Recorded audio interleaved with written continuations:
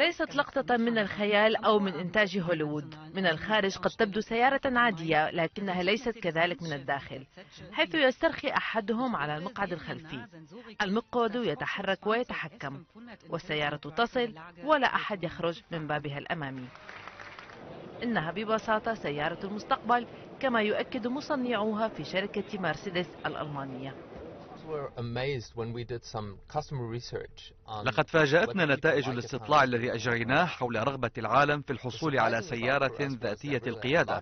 الكثيرون يرغبون في امتلاك سيارة كهذه لتتولى عنهم مشقة القيادة، خاصة في ساعات الذروة. السيارة التي لا تزال رهن التجارب ستكون من طراز S500، وتعلق عليها الشركة المصنعة آمالا كبيرة، فهي وفق وعودهم ستكون السيارة الحلم، قادرة على قطع مئات الكيلومترات دون تدخل سائقها، فهي بذلك ستكون قادرة على قراءة الخرائط والتعرف إلى طريقها. ستتجاوب مع الإشارات وقوانين السير، ما يضمن تجنب حوادث السير.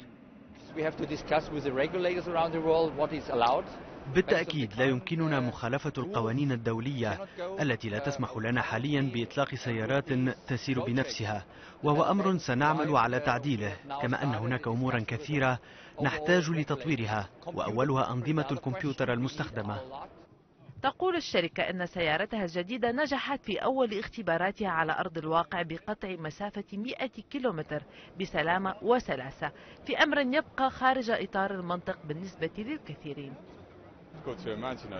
إنه أمر يصعب تخيله، إلا أنني أعتقد أننا سنعتاد عليه. أحب الإحساس بالسيارة وقدرتي على التحكم بها. لا أظنني سأفضل سيارة كهذه في يوم من الأيام.